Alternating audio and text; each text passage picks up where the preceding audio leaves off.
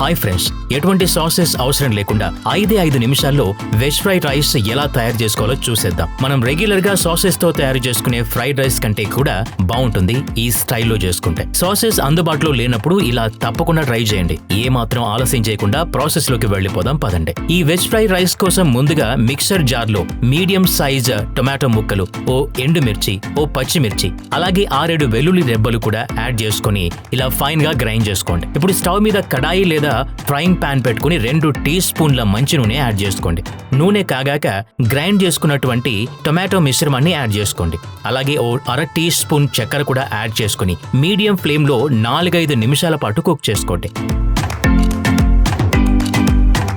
టొమాటోలోని నీళ్లన్నీ ఎగిరిపోయి ఇలా చిక్కగా తయారవుతుంది. మనం ఎటువంటి సాసెస్ వేయట్లేదు కాబట్టి ఇదే మన నేచురల్ సాస్ అన్నమాట. ఇలా చిక్కబడ్డాక దించేసుకోండి. ఇప్పుడు స్టవ్ మీద మరో కడాయి పెట్టుకుని 2 టేబుల్ స్పూన్ల మంచి నూనె యాడ్ చేసుకోండి. నూనె కాగాక ముందుగా ఓ టీ స్పూన్ ఇలా సన్నగా తరిగిన వెల్లుల్లి, అలాగే 1/2 టీ స్పూన్ అల్లం తరుగు కూడా యాడ్ చేసుకుని ఓ నిమిషం పాటు ఫ్రై చేసుకోండి. నిమిషం ఫ్రై చేసుకున్నాక ఓ చిన్న సైజు ఉల్లిపాయ ముక్కలు యాడ్ చేసుకుని ఉల్లిపాయ మెత్తబడేదాకా ఓ 30 సెకండ్ల పాటు ఫ్రై చేసుకోండి. తర్వాత 100 గ్రాముల క్యాబేజీ తరుగు, 2 క్యాప్సికమ్ తరుగు, 1 క్యారెట్ తరుగు, అలాగే 5-6 బీన్స్ కూడా యాడ్ చేసుకుని హై ఫ్లేమ్ లో 2 నిమిషాల పాటు కలుపుతూ ఫ్రై చేసుకోండి.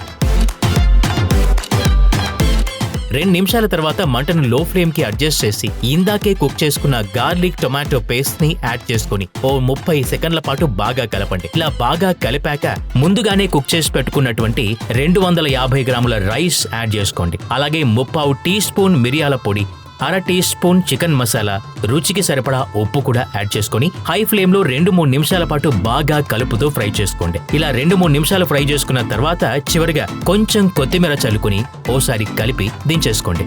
అంతేనండి, చాలా అంటే చాలా సింపుల్. ఎటువంటి సాసెస్ అవసరం లేకుండా అప్పటికప్పుడు క్విక్ గా చేసేసుకోవచ్చు. దీంతో పాటు అదిరిపోయే ఎగ్ కర్రీ ఎలా తయారు చేసుకోవాలో చూడాలనుకుంటే స్క్రీన్ మీద ఎడం వైపు కనిపిస్తున్న వీడియోను క్లిక్ చేయండి. మిగతా విషయాలు అక్కడ మాట్లాడుకుందాం.